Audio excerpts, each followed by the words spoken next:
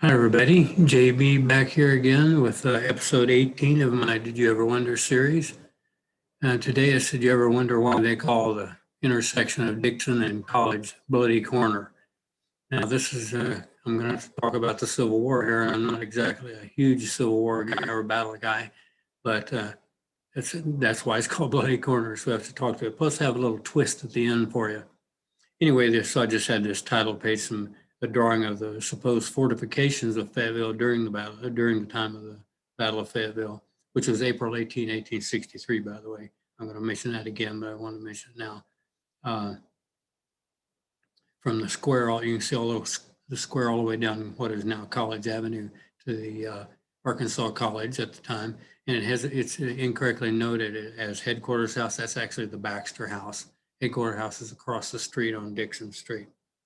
Okay, so let's take a look at this battle a little bit. First of all, in military terms, it's actually an action at rather than a battle, but we call it the Battle of Fayetteville. An action means there were smaller numbers of troops involved, that it didn't last very long, and that the battle was not decisive, with very large ramifications, although it had clear ramifications for Fayetteville. Anyway, so the Union commander here is Colonel M. LaRue Harrison. The town of Harrison is named after him, if you were wondering. He surveyed it after the war. He was the first mayor after the war in Fayetteville, but for some reason he was disliked so much, they decertified the city in order to get rid of him. But anyway, so Colonel Harrison was the Union commander, and the Confederate commander was Cable. I always want to call him Cabell, but he was Cable. One thing I remember about him reading is when they were leaving town, the Confederates were defeated here. When they were leaving town was already a smoldering ruin. He said the only reason it burned down the rest of it, he had a couple of guys from around here. They didn't want to see the rest of their town completely burned down. Thanks a lot. Anyway, here's Russell Mahan's written some books on the Battle of Fayetteville, and I've got a couple of maps here for you. Basically, the Union was set up around where headquarters house is now at the Dickson College area. They had an arsenal where the First Baptist Church is. They had some troops up by Washington Elementary, more troops there. They had scouts all around town. The Confederates came in on Huntsville Road, where Mill turns into Huntsville Road down there in South Fayetteville. And they turned up a little before Willow, a couple of blocks now before Willow, and worked their way along the western edge of what was in East Mountain, Mount Sequoia now.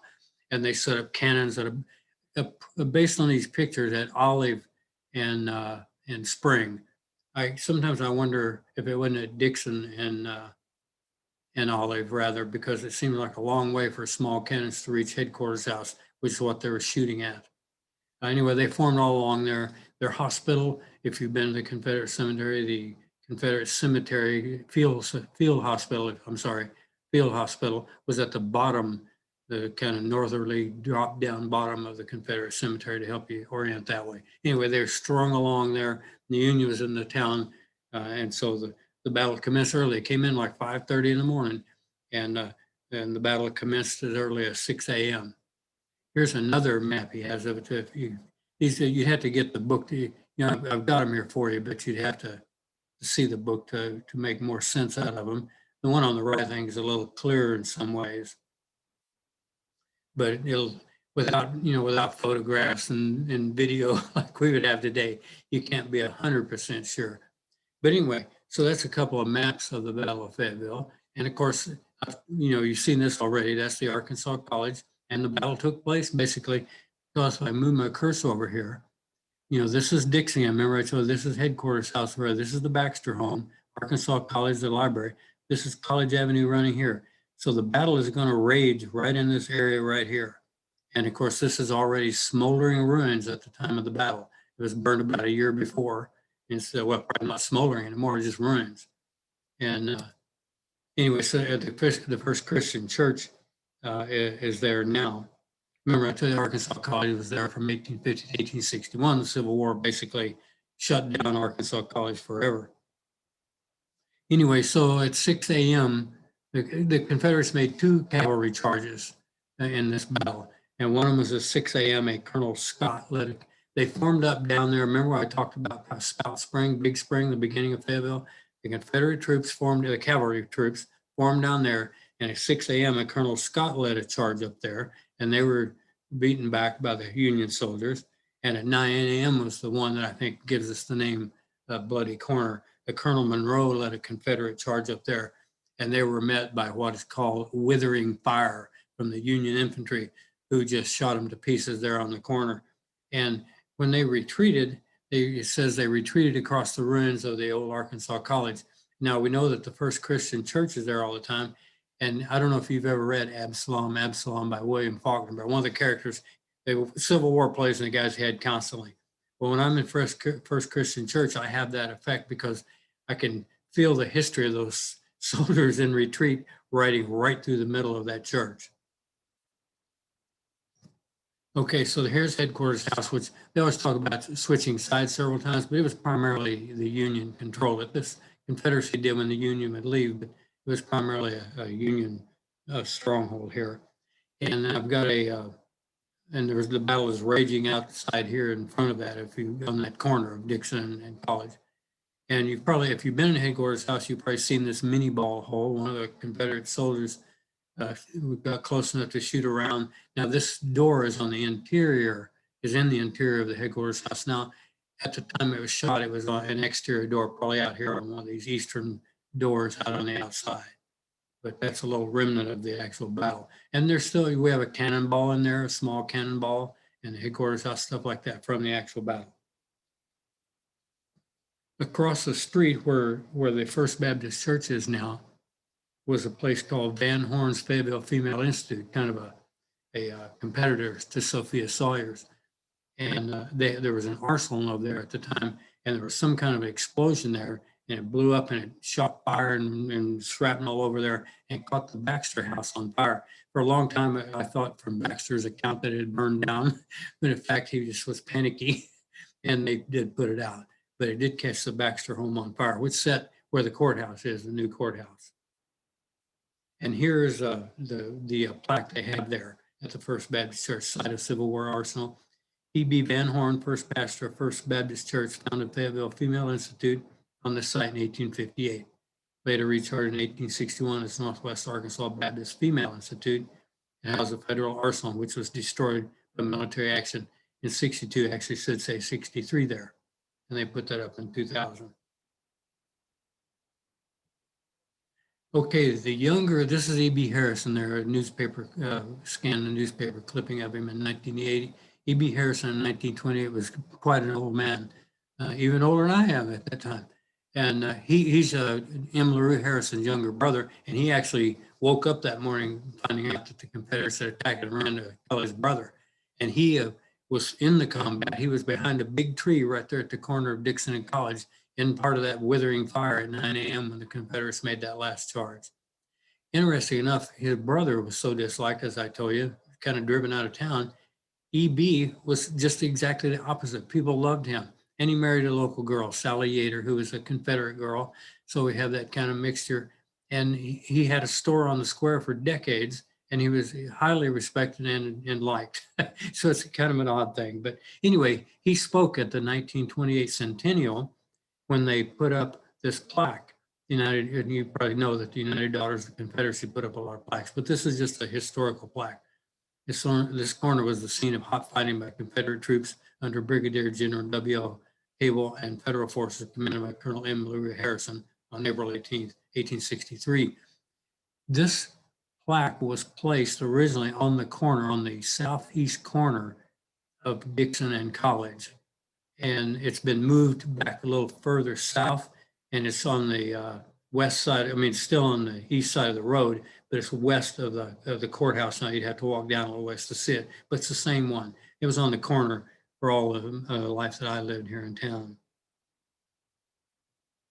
Okay, so this gets me to the bonus information about why it's Bloody Corner. When I was a kid, as I told you a bunch of times, we lived for about 2.5 years. So at 350 South Combs, the very end of South Combs Street. It's supposed to be Avenue, but no one called it that. It's Combs Street and always will be. Anyway, An aunt of ours stayed with us for a while living there, and she had gentlemen callers. And one of those gentlemen callers was a tall, lanky, kind of geeky guy. And just a couple of years later, actually not even less than a year later, that tall, geeky guy murdered a man right at this intersection. And so what happened was his name was Charles Friddle, was the man, the shooter, and the man who was killed was Chester Goss. Chester Goss was a dispatcher for the Yellow Cab Company here in Fayetteville. And Charles Friddle, and this is one of them early, really crazy things, he believed that Mr. Goss was shooting televised rays, or I think call them television rays, into his home. You know, they're like space alien type stuff.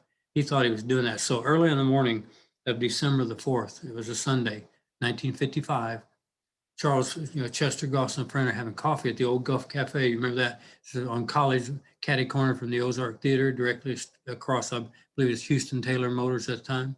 My mother worked there for a while, just a little bit before this. So Friddle passed by Goss and a friend, went out. Goss and the buddy finished their breakfast or whatever, and took off down College heading north. At the corner of Dickson, they peeled off. Goss was heading home east of there. And just as he crossed the intersection, just right where you can see right here, right there where my cursor is, Mr. Goss, he was a veteran of World War I. He was right here, and right behind him, Friddle was right behind him with a .22 pistol and shot him dead right in the neck. Well, he wounded him mortally. I'm sorry. He wounded him mortally. The church was letting out over at the Baptist Church, catty corner, that away from here, from the spot, like over this direction. That away is the church. First Baptist Church, and Friddle shot Mr. Goss right there, and he lay in pain. And anyway, so Friddle walked away, went over to his ex-wife's house, and they went home. And family called the police, and I think it was Hollis Spencer, I believe, or Bruce Kreider, I can't remember. It might have been Kreider. Arrested Friddle at his home and took him in. And poor old Mr. Goss, he lived 16 days of it said terrible pain before he passed away on December the 20th, 1955. And Friddle was because of those stories he told the police about the television rays, they took him for a psychiatric examination. And the last word I have, he was sent to the Arkansas State Hospital for the Insane. I do not know whatever happened to Friddle. I suspect he spent the rest of his days there. And anyway, it's a kind of a scary especially for 1955, kind of one of those modern problems that people have, that kind of craziness there that Mr. Friddle had. But anyway, poor Mr. Goss passed away. Anyway, I want to include that story because here's the picture. There's Charles Friddle right there. That's the man that came to our house. And there's I think the mayor and maybe Bruce Kreider looking at the spot, which is exactly what I'm showing you up here. I tried to take a real similar shot as this newspaper. But anyway, that's Charles Friddle right there, the killer who came to my home. Kind of scary, isn't it? Anyway, so that's that's episode 18. Did you ever wonder why they call Dickson and College Bloody Corner? Hope you found some of it entertaining and informative. And if I can get this system to pop up my stop recording, I will end the recording here as usual by saying thank you for watching. Appreciate it very much. And I will talk to you soon. Bye-bye.